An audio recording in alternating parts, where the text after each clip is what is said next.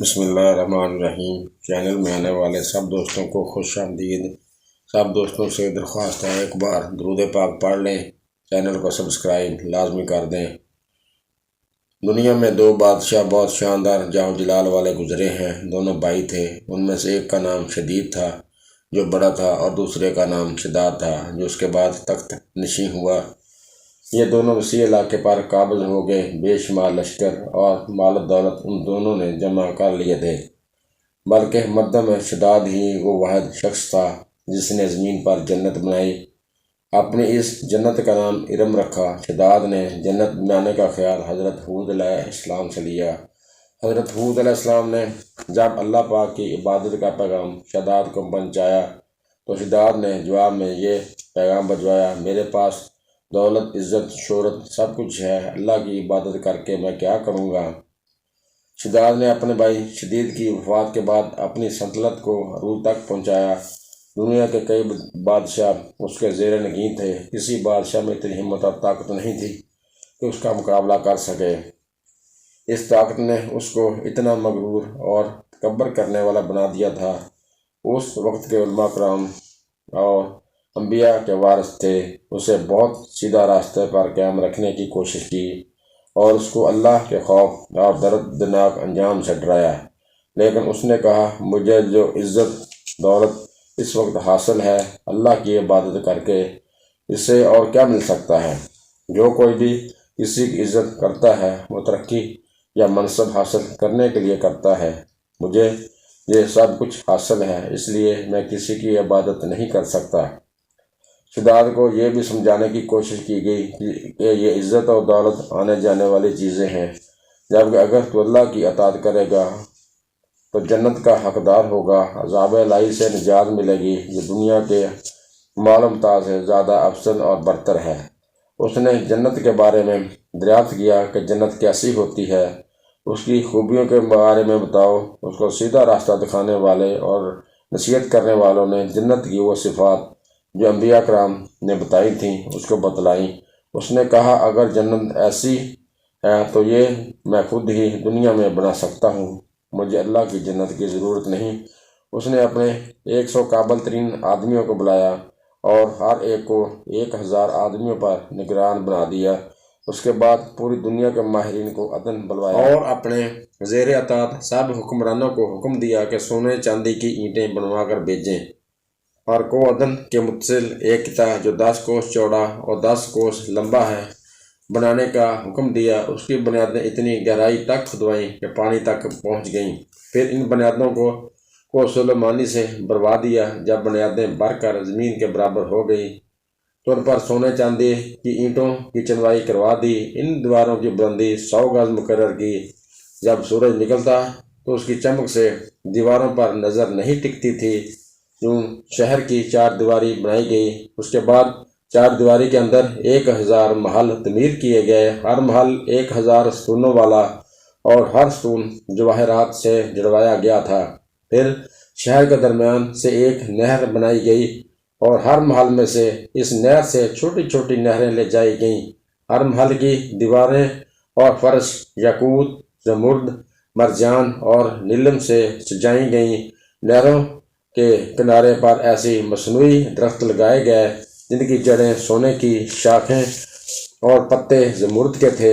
ان کے پھل موتی، یاقوت اور ہیرے جواہرات کے بنا کر ان پر لٹکا دیے گئے۔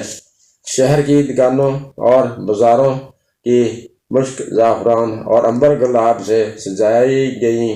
یاقوت جواہرات کے خوبصورت پرندے چاندی کی دیواروں پر بنائے گئے جن پر پہرے دار اپنی اپنی باری پر آ کر بیٹھ جاتے۔ جب تعمیر مکمل ہو گئی تو حکم دیا سارے شہر میں ریشم کے قلین بچھا دیے جائیں۔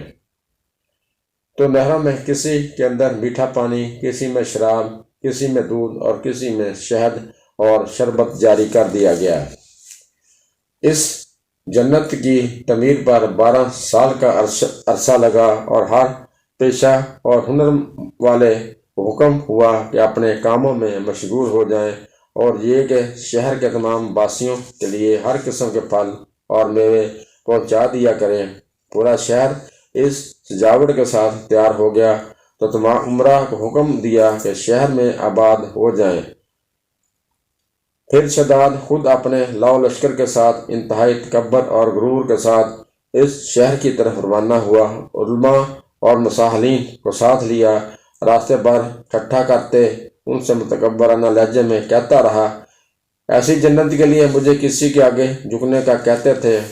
تو میری قدرت اور دولت تم نے دیکھ لی۔ جب قریب پہنچا تو تمام شہر والے اس کے استقبال کے لیے موجود تھے، شہر کے دروازے کے باہر آ گئے اور اس پر جو احائر نچھاور کرنے لگے۔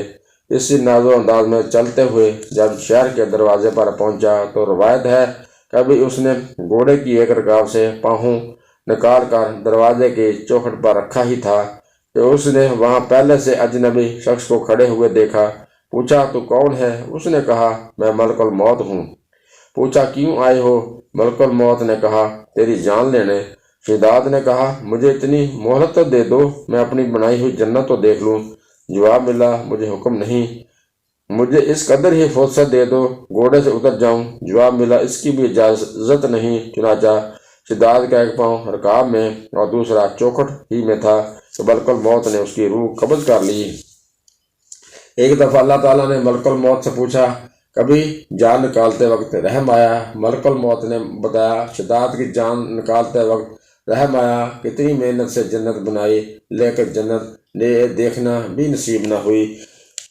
پھر حضرت جبرائیل علیہ السلام نے اتنی زور سے چیخ ماری کہ تمام شہر اپنی سجاوٹوں کے ساتھ زمین بوس ہو گیا اور اس کا نام و نشان تک نہ رہا۔ قرآن پاک کی سورۃ فجر میں اس کا ذکر اس طرح ہوا ہے کہ وہ جو ارم تھے بڑے ستونوں والے اور شہروں میں اس کی مانند کوئی شہر نہ تھا۔ اس کے لشکر کی ہلاکت کے بعد وہ شہر بھی لوگوں کی نظروں سے اوجھل کر دیا گیا۔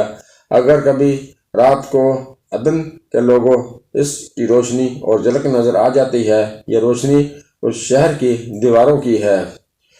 قرآن پاک میں شداد کی جنت کا ذکر ہے۔ نبی کریم صلی اللہ علیہ وسلم نے پیش گوئی کی تھی کہ میری امت کا ایک شخص اون کی تلاش میں اس جنت تک پہنچے گا۔ ایک صحابی حضرت عبداللہ بن کلابہ اتفاق سے اس شہر کی طرف چلے گئے۔ اچانک آپ کا ایک اونٹ بھاگ گیا۔ آپ اس کو تلاش کرتے کرتے اس شہر کے پاس پہنچ گئے۔ جب اس کے میناروں اور دیواروں پر نظر پڑی تو آپ بے ہوش ہو کر گر پڑے۔ جب ہوش آیا تو سوچنے لگے، اس شہر کی صورتحال تو ویسی ہی ہے جیسی نبی کریم صلی اللہ علیہ وآلہ وسلم نے شداد کی جنت کے بارے میں بیان فرمائی تھی۔ یہ میں خواب دیکھ رہا ہوں یا اس کی کسی حقیقت سے تعلق ہے؟ اسی کیفیت میں وہ شہر کے اندر داخل ہوئے۔ اس کی نہریں اور درخت بھی جنت کی طرح ہی تھے لیکن وہاں کوئی انسان نہیں تھا۔ آپ رضی اللہ عنہ نے وہاں پڑے ہوئے کچھ جواہرات اٹھائے اور واپس چل دیے۔ وہاں سے اس وقت کے دارالحکومت دمشق میں پہنچے۔ حضرت امیر معاویہ رضی اللہ عنہ وہاں موجود تھے۔ وہاں جو ماجرا ان کے ساتھ پیش آیا بیان کیا۔ حضرت امیر معاویہ نے ان سے پوچھا، وہ شہر آپ نے حالت بیداری میں دیکھا تھا یا خواب میں؟ حضرت عبداللہ بن کلابہ نے بتایا کہ بالکل بیداری میں۔ پھر اس کی تمام نشانیاں بتائیں کہ وہ عدن کے پہاڑوں کی فلاں جانب اتنے فاصلے پر ہے، ایک طرف درخت ہے اور دوسری طرف کنواں ہے، ہیرے جواہرات اور یاقوت نشانی کے طور پر میں وہاں سے اٹھا کر لایا ہوں۔ حضرت امیر معاویہ یہ ماجرا سننے کے بعد حیران ہوئے۔ پھر اہل علم حضرات سے معلومات لیں کہ واقعہ ہی دنیا میں ایسا شہر کسی نے بسایا تھا جس کی اینٹیں سونے چاندی کی ہوں۔ علماء کرام نے بتایا، ہاں قرآن مجید میں اس کا ذکر آیا ہے مگر اللہ تعالیٰ نے اس کو لوگوں کی نگاہوں سے چھپا دیا۔ دوستو، مال و دولت کے گھمنڈ میں تکبر نہ کریں بلکہ ہمیشہ خوف خدا دل میں رکھیں اور عجز و نکساری کے ساتھ اپنی زندگی گزاریں اور جہاں تک ہو سکے اپنی زندگی میں اچھے اعمال کرتے رہیں۔ اللہ تعالیٰ سرکشی کو پسند نہیں کرتا۔ دنیا میں جتنے متکبر لوگ آئے ان میں سے بعض ایسے بھی تھے جنہوں نے خدائی کا دعویٰ بھی کر دیا۔ سب اپنے انجام کو پہنچ گئے۔ بادشاہی صرف اللہ تعالیٰ کی ہے، وہی تمام جہانوں کا مالک ہے اور ہر چیز پر قادر ہے اور ہر چیز اس کے حکم کے تابع ہے۔ جو اللہ تعالیٰ اور اس کے رسولوں کے بتائے ہوئے راستے پر چلتے ہیں وہ دنیا اور آخرت میں کامیاب رہتے ہیں، اور جنت ان کا ٹھکانہ ہے جس میں وہ ہمیشہ رہیں گے، اور نافرمان لوگوں کا ٹھکانہ جہنم ہے جس میں وہ ہمیشہ رہیں گے۔ ہمیں اللہ تعالیٰ سے دعا کرنی چاہیے کہ ہمیں اللہ تعالیٰ سیدھے راستے پر چلائے۔ دوستو، یہ تھی ہماری آج کی ویڈیو۔ اگلی ویڈیو میں آپ سے دوبارہ ملاقات ہوگی، اگر اللہ کو منظور ہوا اور سانسوں نے وفا کی تو اگلی ویڈیو میں آپ سے پھر ملاقات ہوگی۔ تب تک اجازت دیجیے۔ جاتے جاتے آپ سے ایک درخواست ہے کہ آپ ہمارے اس چینل نالج 55 کو سبسکرائب لازمی کر دیں۔ اللہ حافظ۔